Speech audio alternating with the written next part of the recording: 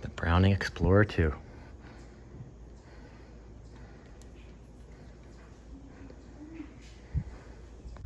I'd like to give a big thank you to my big brother Joe Daniels for giving me the idea for this to showcase all my bows in my collection.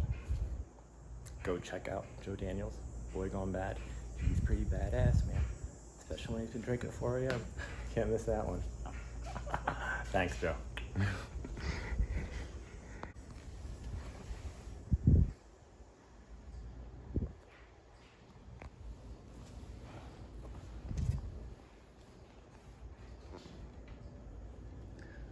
Welcome to our first in the series, showcasing my bow collection.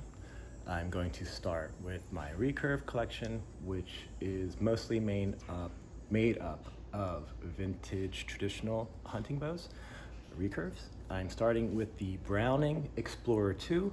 The reason I chose this is I have to say this is probably my favorite bow and the bow I shoot the best with. So everything will be compared against this bow.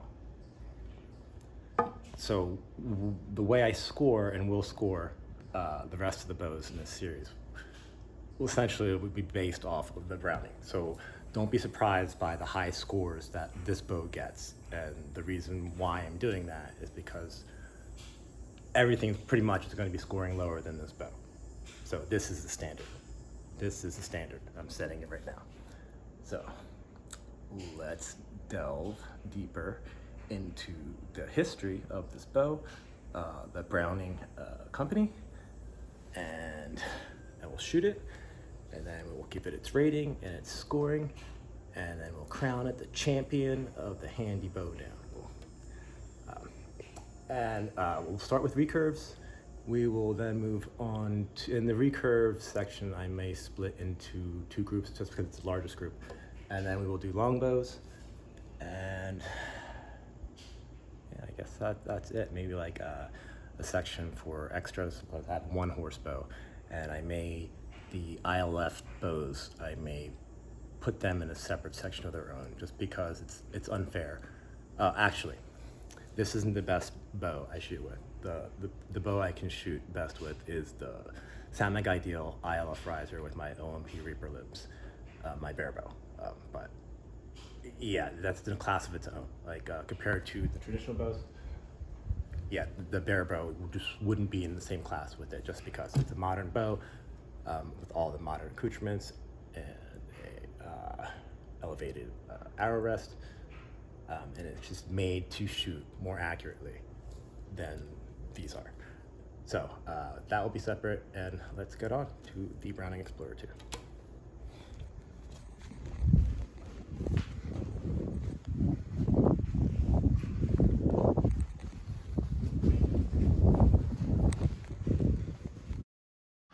Most all the information on the Browning company and the Browning bow I'll be taking from the vintagearchery.org website.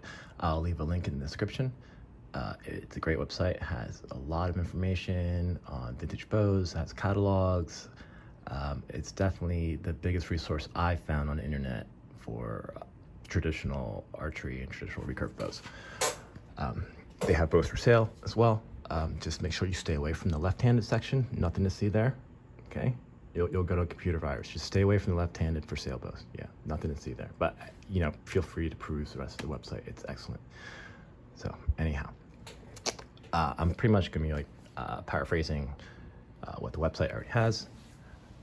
So I'm giving credit to vintagearchery.org. These are not my words. These are almost word for word from the website. I will leave a link in the description.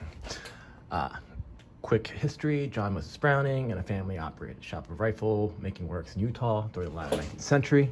He was a prolific gun designer, but he himself couldn't really produce in mass quantity, so he shopped his designs to manufacturers in the US and Europe. In return for royalties, these companies, I guess you can call vendors, would produce his designs when he had the Browning name on them. His heirs, John Moses Browning's heirs, continued his work and the strategy, the same marketing principle of getting other manufacturers to produce their guns and their rifles with the Browning name. Not a lot has been published about their archery division, which they delved into along with some fishing gear. And the first Browning archery equipment catalog was printed in 1962. Some believe that Harry Drake had some sort of design consulting agreement with Browning early on, and there were Drake designs and models of Gordon bows before Gordon sold the bow operation to Browning. It's generally believed that Wing built later Brownings, but there's no written proof of that. Since Browning was already an established brand with rifle and shotgun hunters, their marketing ploy was to target this demographic and to entice them to expand into bow hunting. Another part of their strategy was to run advertisements in archery magazines.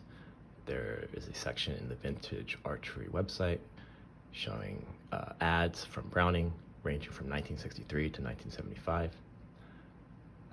Browning bows have always lived up to their reputation for excellence. I can speak from personal experience. My Browning bow, it looks stellar. It's constructed very well. It feels very good in the hand. Their pistol grip is formed almost perfectly for the ergonomics for the human hand. The draw is super smooth. At no point do you really feel like I'm stacking. It's the same pull all the way through. I can't really find any flaws with that bow. Anyhow, Browning made and marketed recurve bows from 1962 to 1975.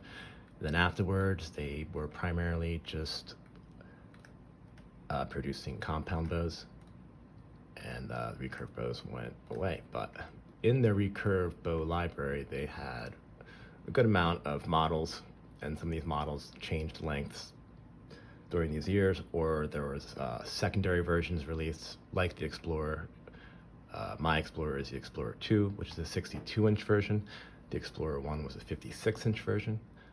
Another popular bow was the Cobra, which is their shortest hunting bow at 50 inches. There is the Fury, and there was a Fury 2, a Nomad, and a Nomad 2, a Nomad Stalker. They also had a target bow, the Olympian, something I would love to find one of those. I highly doubt I will, but if I ever found one of those, that would be my dream, to get their 66-inch target bow. And then there was the Safari, which was, I would say, along with the Explorer, the Safari was their high end.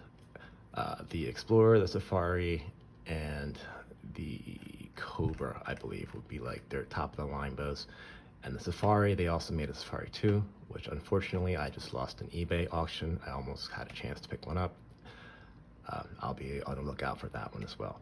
Another seemed like it was a highly produced bow was their Wasps. I see Browning Wasps around on eBay and other websites, auction websites, and it's one of their mid-range economy line bows, but it still looks like it's constructed very well. They just didn't add some of the extra costs, like overlays on the grip. The reinforced limb tips are just very basic. It's just one wood in the handle. There isn't a lamination running through the middle. But all the reviews I've read and comments about the bow, it seems like it's still a stellar shooter and very worth picking up if you could find one. My model of the Explorer 2 is East Indian rosewood with a lamination, a layer running through the middle, which I'm not sure exactly what that is. And then there's a black fiberglass with white fiberglass and another black fiberglass overlay on the grip on the back. The reinforced limb tips at the end have a layering effect again of the white and then black fiberglass. The pistol grip they took some thought into forming that. It's not just one constant sloped side. There's a lot of valleys and hills, if you, so to speak, in the grip, to really get your hand to just kind of melt into the bow, so you really feel one with that bow. And that's why that's part of the scoring. I'm giving it a 9 for the, or an 8. I'm sorry, an 8 for the appearance, just for the look. For the construction, going back to how I spoke about the overlays and the East Indian rosewood with the lamination running up the middle, the construction is on point. The way the overlays, the way they blend into the handle, it's not just slapped on there. It really seems like it's part of the bow. All the rounding and the shaping on the edges, the beveling and the filleting, it's done very well. And there's not many flaws. The finish is just very good for even how old the bow is. It still shines, and it just seems like it was just made last week. So the construction gets a 9 for that. Along with all these things, with the construction, you get this very smooth draw. For the 62-inch length, the brace height they recommend is actually kind of low at 7.5 inches. But it's something about the way, the shape of the bow, when it's unstrung, the way it lays down in a straight line, it kind of calls for that shallow brace height. But when you pull that bow back, man, it's as smooth as butter. It's ridiculous. And then when you let that go, it's like you barely feel it. It's like you barely feel it. So the draw and the shock, I'm giving it a 9. And I guess part of that smooth draw and that very consistent draw, you get very consistent groupings and very accurate shot. Like this bow, I just look at what I want to hit and it hits it. It's like it becomes a part of my arm, in my hand. And going along with that, with the comfort, the grip, and the hand shock, I'm giving it an 8. Primarily because I can't really rate the hand shock so much because I use a finger sling, but it doesn't tug on it whatsoever. I don't feel any force after release. Like some of my bows, I feel them jump out of my hand and tug on my finger sling. I don't feel that at all. The bow just kind of rotates and just goes with the smooth. Once the arrow flings out, the bow just like slowly rotates my hand and just comes to rest. There's no like jerking or tugging or sudden movement. All the way through from the draw to the release, it just feels like you're just breathing in and breathing out. It's a very natural flow to this bow, which really leans to like shooting instinctively. Something about it, if you can just get in the flow, so to speak, flow with this bow.